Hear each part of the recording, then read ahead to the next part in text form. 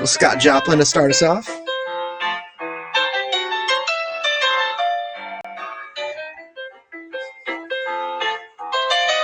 Marvin Hamlish, new thing.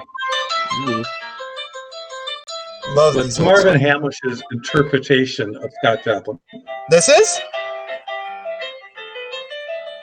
Marvin Hamlish playing Scott Joplin.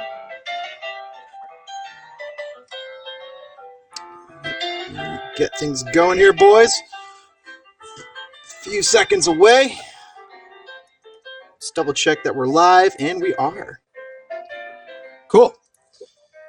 All right, fire it up, footballers. We are here live with Peter Wilt, former president and GM of the Chicago Fire. It is so great to have you. Happy holidays. How's it going, Peter?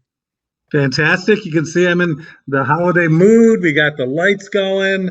No presents under the tree. I'm not sure if that's going to improve much in the next week. I'm hoping. Well, Joe's definitely given us a new present in that form of that new crest, but is it a present that we want? So I've seen you have some opinions about this. I guess we could cut right into the bread here. This new rebrand, we're moving to Soldier Field, someplace that you're familiar with, and all the crazy stuff that entangles, and we're getting a new crest. Seems like new colors. So how did we get here? Yeah, I don't know. I think it evolved from the organization's need to do a reset. Obviously, the last dozen years or so have not gone as any of us would want. And I think we got to a point where there was both an opportunity and a desire for a reset. Essentially, hit a button and we get a tabula rasa, blank slate, and start fresh. That included new owner, new coach at some point, new technical director. Hooray, we finally got there. New venue. And some had hoped for a new name. Certainly some hoped for a new logo. But in essence, kind of a new start, a fresh start. And I think there's some good arguments to do that because the recent past has not been real pleasant. And so as part of this whole refresh, the entire organization, I think part of it was new logo, and that's how we got here. Peter, it seems like the refresh, I mean, I don't know if this it doesn't seem like it's working. And my little pet theory as to why, when we see these other clubs, the LAFCs, the Nashvilles, and even the Orlando's cities coming up, they're springing up in a place where there basically is no club, or there's a missing club. LAFC taking over for Chivas, I believe. So when you have that, when you're replacing or nothing that's there, it seems really easy to just put something there. But the Fire have been in existence for over 20 years, and just pulling out the blank slate on that, I feel like it hitting that reset button and trying to erase some of that history. It seems like it's a mistake at some point. I don't know if you understand what I'm trying to say here. Yeah, it's different situations for sure. I think a closer analogy would be Kansas City Wizards. Yes, supporting Kansas City.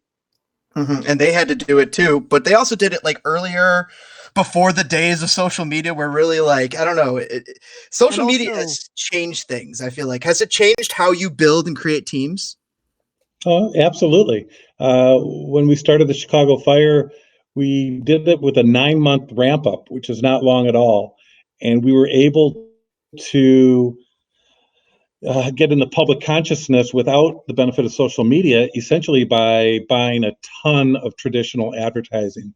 We're in full-page ads in the Chicago Tribune, Chicago Sun-Times, television ads, radio ads, outdoor advertising. We spent 7 figures in the fourth quarter of '97 just in traditional media. If social media was around back then, obviously we wouldn't have had to have done that. We could have targeted the marketing and done it in a very inexpensive and efficient way. And social media today allows more give and take, more participation in the entire process with the fans themselves. What's your secret? Because now you've had many successful deployments, but looking at Indy and looking at Forward Madison and the successes that you've had there and quickly engaging with the community, what are the Fire missing right now? Because it doesn't, I feel like there's some sort of lack of community engagement or seemingly. I don't know if you agree with that or if you have any thoughts about that. I think the key to any successful soccer team in this country is transparency and outreach. Building teams, building support from the bottom up and not the top down. Not being the Wizard of Oz, where you say ignore the man behind the curtain, take what we're saying at face value, and I think that is a part that's been missing from the Chicago Fire recently. And I'm hopeful with the new ownership. It's a local ownership. I think that I do think that will improve. I think he's committed to being, I'll say, a man of the people, having this team really be connected with Chicago in a way that it hasn't been for the last 12 years. So I'm cautiously optimistic and hoping that this rebrand is not just a bump in the road, because it's more than that, but I'm hoping it's a lesson that they'll learn from. Certainly, Louisville City was able to learn a very quick lesson in a couple of days and made things right today with their decision to go back and incorporate supporters' input into the rebrand. And it may not be as simple as that in MLS because of a variety of licensing rules and such, but I do suspect that this whole process will be a lesson to the organization and will lead to a better outreach and listening. I mean, you asked me what the key is. It's not just talking to the fans, but it's listening to them as well. So you were just speaking about the changes that are happening right now and the changes that the Fire can make. If in a football manager simulation, say Peter Wilt is been renamed the new GM and president of Chicago Fire. I'm just saying this as a for instance. What are the first 5 decisions that you're making today with the information that is available publicly? Oh gosh, I know it's tricky. I'm sorry. I think with anyone that's going to take a new position like that, it's the first thing you do is debrief. You try to become more knowledgeable of what's going on in every department of an organization, and then you use that information to connect with the community. Any front office staff is limited by how many people you have and what your economic resources are. And in my day, there was a couple of dozen staff members. Now it's probably close to 100 staff members, but even that is limited. The real strength of an organization is if you can manifest those resources and those people and engage them with hundreds and thousands and tens of thousands of people in the community to be influencers and advocates and even evangelists for your messaging. And so it's connecting with those people, the fans, allowing them to feel a sense of ownership and let them be the ones proselytizing the team on your behalf. Wow, that sounds great. I mean, that's kind of the reason why I got to let Jiggly talk here. But it feels like I feel like there's something about that in your core, and that's kind of why you hopped on our podcast. Like your ability to interact with the fans and to know that we're all part of building this. It seems. Well, I was fortunate during my Fire years that there was the fan forum bigsoccer.com, and the Chicago Fire thread was an incredibly valuable resource for me and for the fans to engage and to inform. They started, I'm not sure who started it, but they started a Q&A thread for me. And at least once a day, right now. at least once a day I would go on that thread to see who had questions. And that helped me find out what was on their mind, what the issues were. It allowed me to clarify situations. It allowed me to galvanize a community around the team. And that thread that forum in general was incredibly valuable at a time when that's all soccer had. Soccer at that time, pro soccer did not really have an outlet in traditional media. We obviously paid our way to be on TV for the games, but there was no discourse. There was no uh, sports talk radio about soccer. So that was our sports talk, our soccer talk. And now with Twitter in particular, it's been expanded, and there's other avenues to get the word out and to communicate. And more so than ever, this generation that has followed is one that loves to participate in whatever they have a passion for, whether it's soccer, other sports, or other businesses, social causes. They want to be a part of it. They don't just want to be observers. And I think that's perhaps the biggest change from the boomer generation to millennials and Gen Z now, is that they really want to be involved. A lot more It doesn't T-phones. Yeah, well,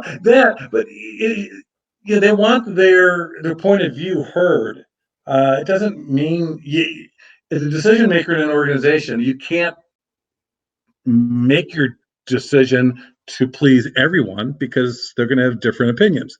But you can integrate everyone's opinion to formulate your decision and give them a voice in the process. And I think that's all most people want. They just want to make sure they're heard.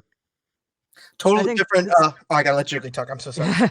This is something that like we've been kind of going around, but I really wanted to like when I heard when he tweeted out that you were coming on, I instantly just messaged him, "Hey, can I hop on?" Because there's a couple of things that I really wanted to ask you about, which is really when I talk to people about my connection with the Fire, I'm talking to like a Celtics fan because I have my example here, but like he's a Celtics fan. He really likes the Celtics.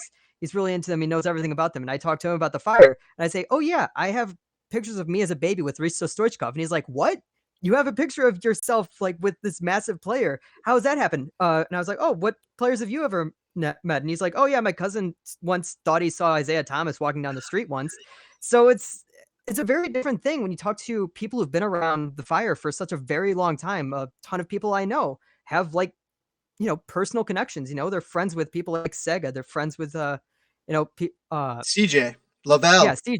We've had with Lavelle people like, Palmer and we've had Peter Palmer. Nowak on the show. And Fantastic guests. it's interesting to see that sort of difference between the way that other teams do stuff, and we kind of see it. And I kind of see in every single team that you start up, which is there's very much a extremely close bond between supporters and the players, where it's not just something you say that the supporters are the lifeblood of the club. They genuinely are a part of the club. There's no separating the two. How did you go about creating that though, Yeah. Peter? How did you make that happen? That's the question. I think it's just making sure everyone knows that they have ownership in the team. All the constituencies, certainly the fans are the most obvious ones, but the players are a really important one. And it's a matter of being transparent with the players and staff and fans and nonprofit partners, everyone you're working with, letting them know what you're working on, what your goals are, and asking them for their opinions and thoughts on it, letting them use the team as a platform to promote whatever it is. If it's a nonprofit organization or a sponsor or a player, let them use the team so it's one and the same. It's a symbiotic relationship. CJ probably represents that better than maybe any other player in Fire history, if not MLS history, where he was the Chicago Fire and he worked hard at it. It came easy for him because he enjoyed it, and it's as simple as talking to fans. It's signing autographs, it's going to appearances, it's being available on social media, and it's creating an identity for yourself, but part of that identity is around the team you're on. In Madison, we were fortunate last year. One of our first players was Don Smart, we had him in Indianapolis as well, and he was arguably the most popular player in both those cities. And I think it's because he embraced the fan culture and he embraced the teams he played on. Peter, how did you guys come across Piotr Nowak? How did you decide that he was the first player we got to bring in?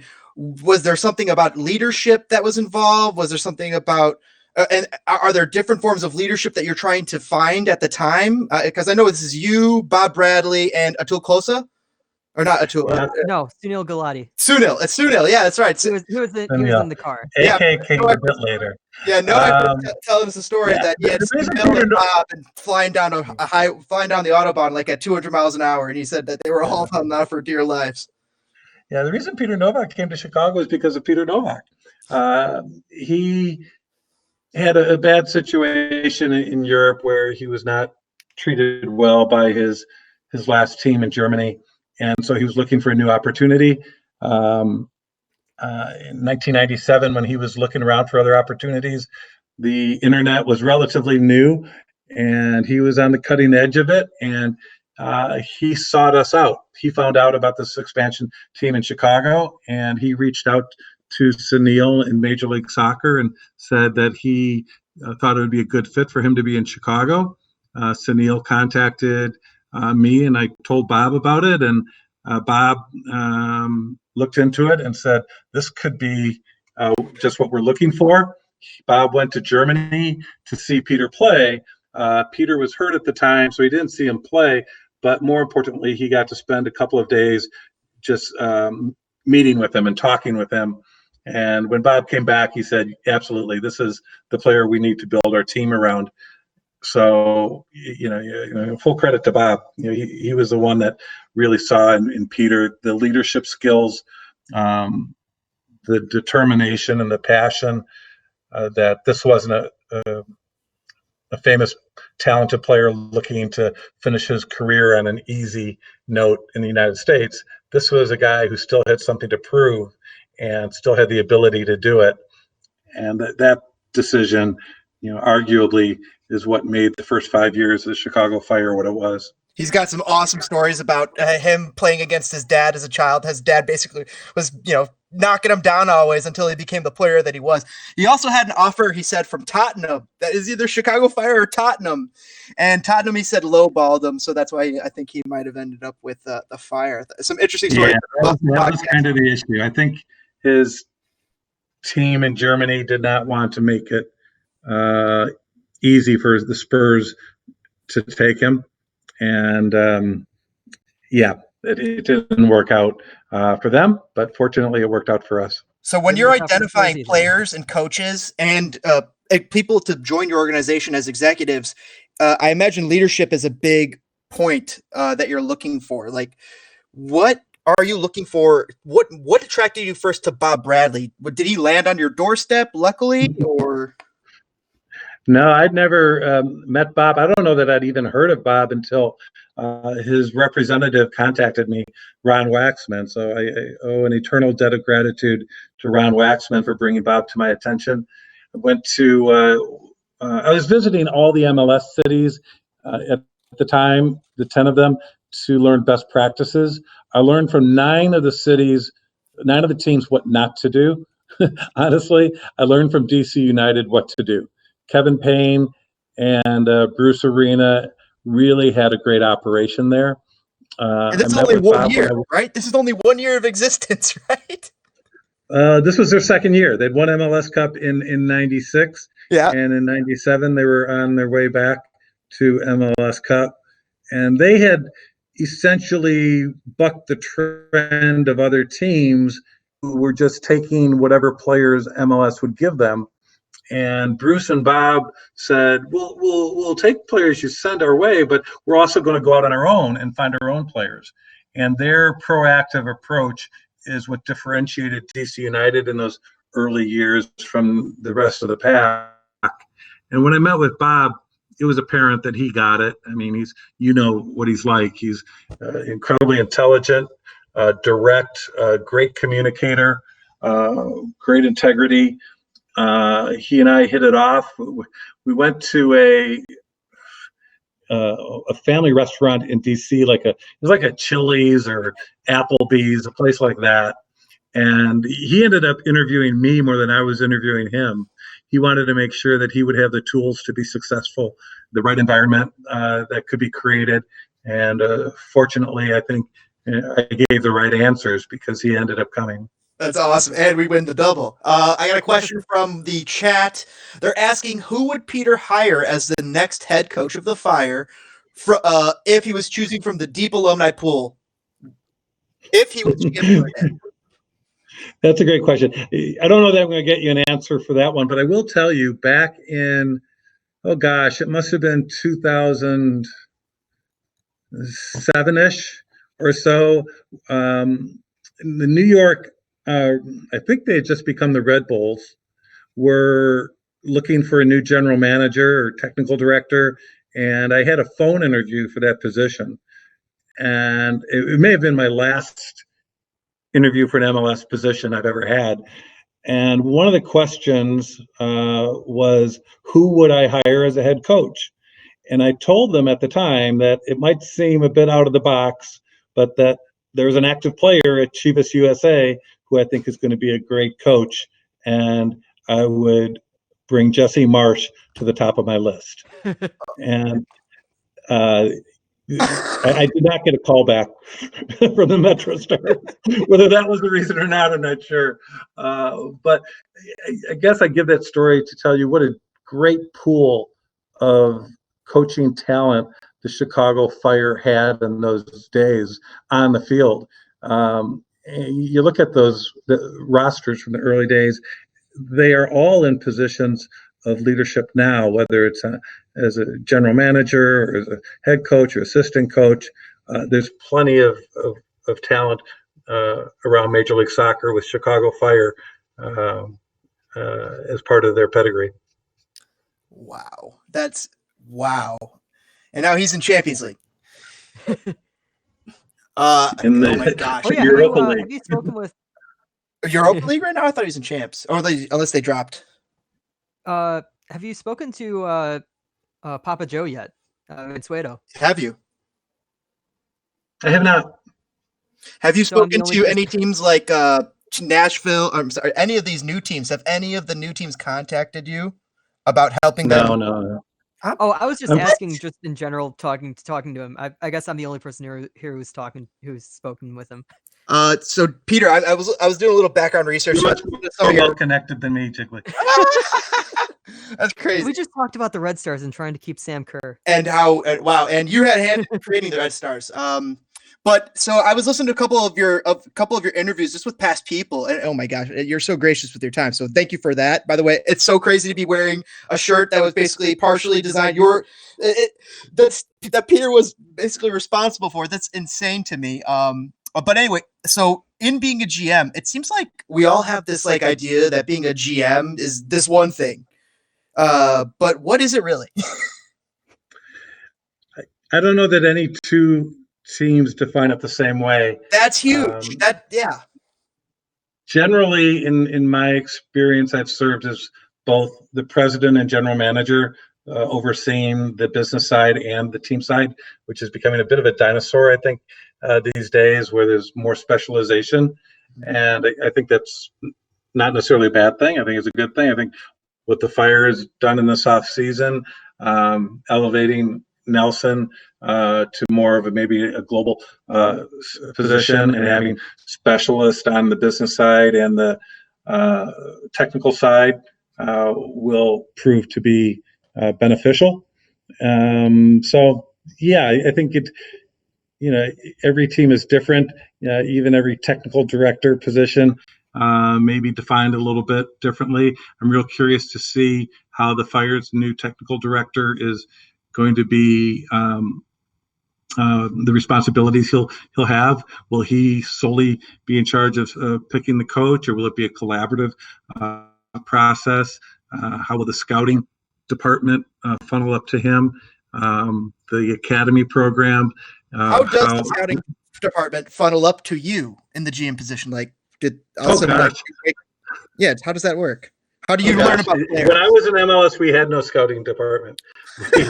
The scouting department was essentially, our coaching staff, myself, and then a network of friends, agents, coaches around the world.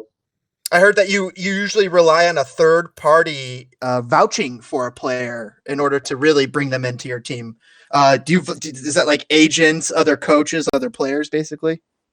Yeah, back in the day, that's how it was. Now, fortunately, with the greater resources, we're seeing teams that have paid scouts worldwide. Who's it? Jonathan Spector, I believe, is now a scout for Atlanta United. And I believe his official role is scouting 2 countries. Austria might be one. I'm not certain what the second one is. I want to say Belgium. But I mean, that's such a luxury to have a paid scouting network that is beholden to you alone, and that you can count on as a resource. And I think with the new ownership of the Chicago Fire, the commitment for scouting, I think, will be upgraded significantly. I'm a big fan of Eddie Rocks. I'm glad that he survived the transition, and he's going to be continuing with the Chicago Fire. And I don't know how familiar the fans are with him, but the organization's very fortunate to have Eddie on staff. Tough GM question for you. So, How do you deal with? I'm sorry, Jigs. I gotta get to talk. How do you deal with mistakes? Either signing the wrong player, or maybe you gave them too much money. How does a GM deal with those mistakes? Yeah, MLS is a tough league for mistakes. It's very punishing in that regard because of the salary cap. And the rest of the world, if you make a mistake, you can essentially write it off and push them aside and just request more money the next time around. In MLS, you can be punished, and it hurts. The best solution is prevention, and it's trying not to put guaranteed contracts out there for too long or too much money. Try to include performance bonuses in lieu of guaranteed compensation, or make guaranteed years trigger options that are based on performance the previous year, so that the players still contributing at X level in order to confirm the guaranteed year comes back. If you do make those mistakes, and they do happen, you try to mitigate it by moving the player to another team. You always try to do a trade that helps both teams. You're not always trying to win a trade. Sometimes you make a trade of your problem for someone else's problem, so that you're exchanging risks. So there's different ways to approach it. But at the end of the day, if you've made a mistake in MLS, it can hurt you for a while. Jiggly. So we're getting a bit late on here, and I mentioned the Red Stars a little bit earlier, and somebody in the chat mentioned I'm calling them out because I do love this mention. Brian the Oakbrook Picker mentioned how you helped in producing a very good GM in Alyssa Hugh, and like she's with Sky Blue right now, right? Yeah. And I guess my question is with NWSL in general, your thoughts on expansion, because they decided today that they're not going to be they're not going to be expanding this year. Well, first of all, Elise is one of my favorite people, and I'm very proud that I was able to work with her at the Red Stars. She was our first intern that we brought on board, and I'd like to think she learned a lot from Marcia McDermott, our general manager at the time, and myself. I think we created a good environment there. We were pretty short-staffed, as you may remember from those days. And so Elise was able to take on a lot of responsibility. We threw a lot at her in those early days, and she made the most of it. And Arnhem Whistler, the owner, was also very responsible for giving her responsibility early on when she eventually became general manager of the Red Stars. I like her style. I mean, I see a lot of myself in what she's doing. Good, bad, and indifferent, I suppose. But it's neat seeing the next generation come up and do good things in the sport in this country. As far as expansion, in some ways it's frustrating how slow it's come for NWSL. We all want it to grow faster, but at the same time, it's more important that it grows smartly. If that's a word, I guess. We don't want expansion just for expansion's sake. And I think NWSL is probably wrestling with a couple things. One is the transition out of the U.S. soccer subsidy structure. And then the other is the growth of the league and the types of ownership that they can have potentially, whether it's the multimillionaires or the billionaires or a hybrid of the two. They both have their advantages. I think the multimillionaires tend to put more attention to the teams, and the billionaires obviously have more resources, but maybe sometimes it's a lower priority if they also own an MLS team. So NWSL is just looking like every other league. They want the right fit, and they don't want to just expand for expansion's sake. They're fortunate they've had enough teams to meet the minimum for U.S. soccer sanctioning for a while now, and they don't have to expand if they don't want to. So it sounds like early in 2020, they're going to be announcing the 2021 teams, which we'll all be happy about. So it's coming.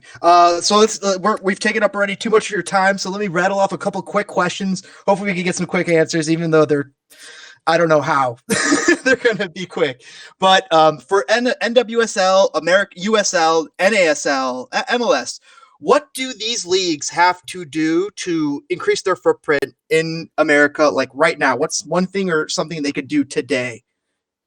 Yeah, I think it's interesting. The footprint of these leagues is more the footprint of the teams, almost like the National Hockey League, the NHL. None of them are truly national leagues. They're just accumulation of local markets. Mm-hmm. If you're in a neutral city in America where there is no team in that league, whether it's the NHL, NWSL, USL, the league is almost non-existent. But if there's a team in that league in your market, it can be a pretty big deal. So I think it's difficult to get into the neutral markets and truly become a national league. Using the NFL as an example, I think they're all, for the most part, better off just trying to make the local markets as strong as possible and as engaged in their communities so they can be relevant in their markets. We want more Atlantas and Seattles, which may be the outliers, but even the Kansas Cities and the Cincinnatis, the Louisvilles and Albuquerque, New Mexico's and Phoenix's and Madison's in lower division soccer. This isn't just MLS. Lower division soccer has some wonderful examples of community engagement and relevance in their local markets. That's what I think is more important, to make sure all our markets that have teams are relevant than to worry about Bozeman, Montana caring about pro soccer. Does promotion relegation provide that relevance? And maybe is that what's missing from soccer in America? Because what you're saying, I feel like if we had promotion relegation, a lot of these teams, the Dubuque, Iowas, the New Mexicos, all of a sudden those people in those towns were like, oh, our teams aren't really that relevant. All of a sudden, well, hey, in 5-10 years of winning, they could be very, very relevant. And so I was wondering. Yeah, it could be. I mean, I'd love to see it, if for nothing else than an experiment, so we can all find out if this really helps. Bo Dure has a great new book it's called Why the Men Will Never Win the World Cup. Mhm. The U.S. men will never win the World Cup. And in it, he talks about promotion, relegation, uh, pretty in a pretty significantly in the book.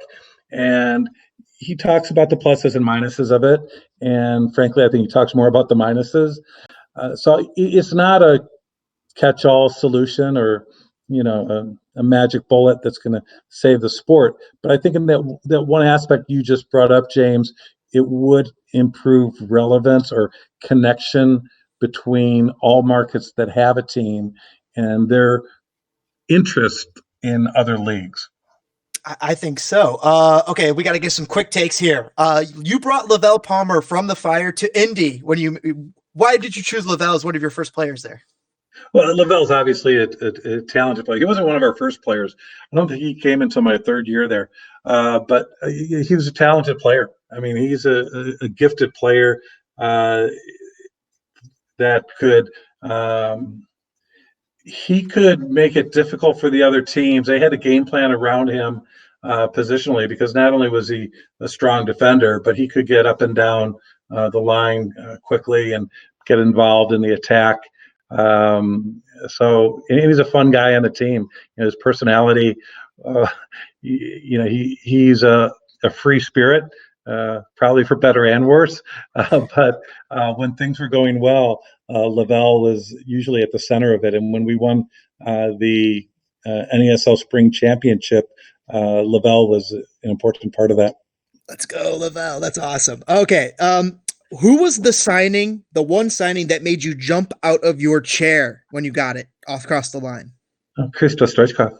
Okay, I thought that's what I would think, but that's awesome. You were just like, ah. Yeah, no, I remember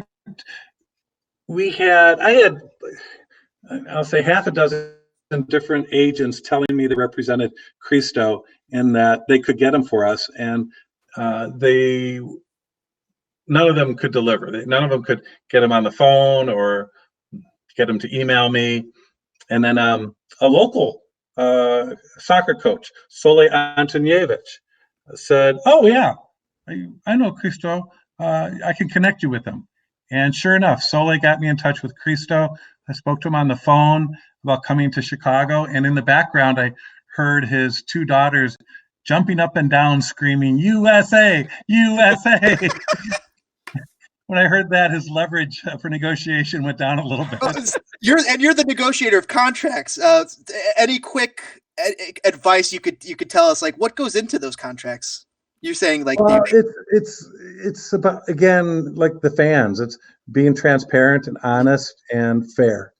I think one of the reasons we were able to compete for so long during my tenure with the Fire is that we were open and honest with the players about not only their particular contract situation, but how it impacted the salary budget overall.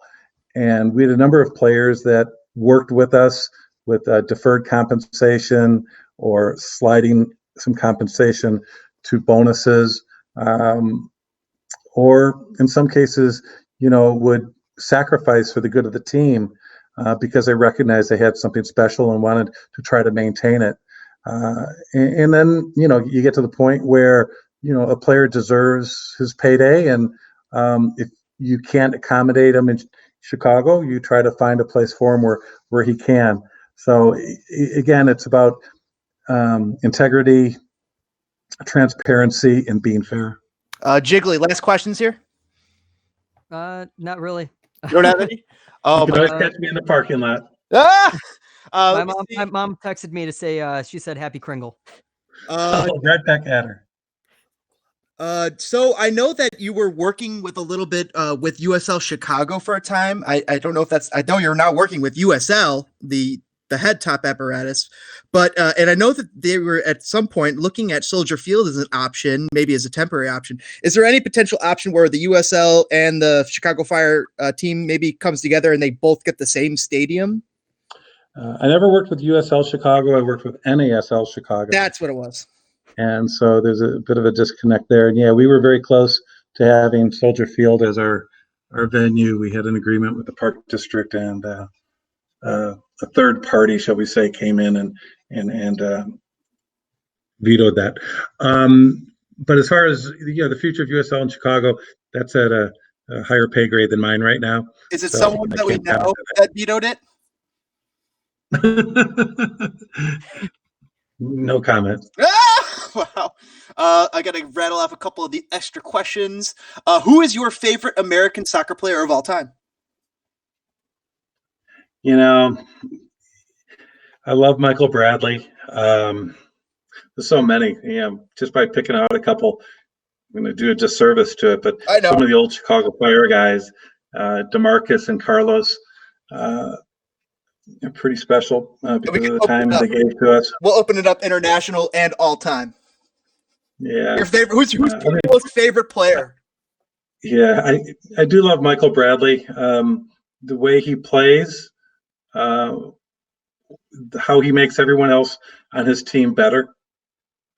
His work rate, his mindset, and there's some bias there since he started training with the Chicago Fire when he was 10 years old. I know his teacher. I'm friends with. He literally grew up with the team. He said he was a good kid, and said that Bob Bradley's a real nice guy too, real good guy. We got to close this down for you. Your final thoughts on the rebrand and the design, and I mean, how does that? I feel like the way you would have gone about it is different. Well, yeah. So you bifurcated into the aesthetics and the process. I don't think either of them ended up in a good place. Mm-hmm. The aesthetics. Anytime you have change, it's difficult. It's hard for people. So I think even if they came out with, the best looking logo possible, I think there'd still be some pushback on it. But because they went so far away from where they were, I think it really made it difficult for people to accept it. Time has a way of healing, but this is going to be a difficult one to heal, not only because of how different it is, but also because of the process. And I think that's where they missed the mark. I don't believe the team was as inclusive or transparent with the public as they should have been. If they would have been, I think a lot of this fallout never would have happened. What's the one signing that they could make tomorrow or in the coming week that could basically maybe make this disappear outside of Ronaldo and Messi? Robert Lewandowski. So you think that would be the one that solves it rather than Chicharito? Yes. Chicharito wouldn't hurt, but I think Lewandowski is better. I feel like how would you not win every game with Robert Lewandowski? That'd just be, oh my gosh, that'd be insane. I did see that somebody, it might have been you, it might have been somebody tweeted out that, oh, New England got a Polish guy. I thought that the Fire would be going after a guy like that, but maybe they're going after someone bigger. We can only hope. Ooh, let's go. Thank you so much for your time, Peter. Thank you. I greatly appreciate it. The Fire fans. Thank you. Everybody smash that like button and check Peter out on Twitter. Peter, what are you up to these days? You said you're working with USL right now? Yeah, I'm working for the league office, helping them launch new teams across the country, especially as it pertains and focusing on supporter group, facilitating communication between owners, staff, and fans so they can build a strong foundation of supporters in their markets. I've been working in the Midwest with Des Moines, Omaha, Sioux Falls, and South Bend, out east with groups in Rhode Island and Queens, and there's more down the road. That's awesome. Congrats. Very good job. You always seem to be transitioning and moving. What's when you leave, what goes into that? Like, you obviously aren't leaving like a crater. You try to help the club fill your position, right? Well, yeah, any success I've had with any of these teams has been because I've hired some really talented people, some talented, hardworking people with good character. And the idea is that they spend time with me. We develop a culture together, an environment for success. These are people that are smarter than me, better than me. And so if you take me out of the equation, they can either plug someone else in or they already have someone that can step right in. So it's, if I do it right, there should be no pain in the transition. You have a very Jurgen Kloppian approach, it seems. Very It's a high compliment, high praise. Thank you he very was much. saying that too, basically that, I don't have to be an expert on everything. I'm an expert on maybe one or two things. Maybe I'm really good at these three things, but, and I rely on people who are better than me at other things. And it's exactly like what you're saying. Jiggly's back. Absolutely. Mr. Wilt, thank you so much. Is there any final thoughts that you wanted to leave for the Fire faithful, or any things that you wanted to tell us or hint at? Or no, just keep supporting the Fire. Team support is not supposed to be easy, and we've certainly had our challenges. But I think there's a ton of reason for optimism, even though, what do they say? It's always darkest before the dawn. Mm-hmm. I do believe that things will improve greatly. It may not come to reality in 2020, but I think by 2021, the team will be in very good shape and competing in MLS again. Last few questions. Let's see. Did Peter ever expect to see 30 teams in MLS with the chance for more? That's what I was trying to ask before I got kicked out. It depends. At one point, 15 years ago, did I expect it? No. 5 years ago, yes. I mean, you can see where it's going, and I don't anticipate it stopping at 30. And this is wonderful. It's becoming a soccer nation, not just at the MLS level, but I think what's more fascinating is at the USL level. The amount of growth in USL Championship and USL League One in recent years and in the next 5 years is mind-blowing. And I think, for me, I always go to Chattanooga as the quintessential, who would have thought that pro soccer in the United States would be successful in Chattanooga. And I think who would have thought I'd be in Sioux Falls, South Dakota, working with a group there to launch a pro soccer team. And that's when America becomes a soccer nation. It's not just 30 teams and 30 major markets. I think that's very much within our imagination. But having 60 or 70 professional teams in markets of 300,000 to 800,000, that's remarkable, and that is putting solid roots for the sport into the country and making this a soccer nation.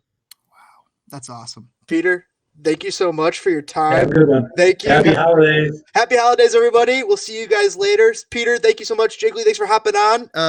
And we'll catch you guys later. Spread the fire. Support the Fire. Support Peter. Check him out on Twitter. Smash that like button. Share. Check us out on podcasts. We're on Stitcher, iTunes, Google Play, all that jazz after the fact.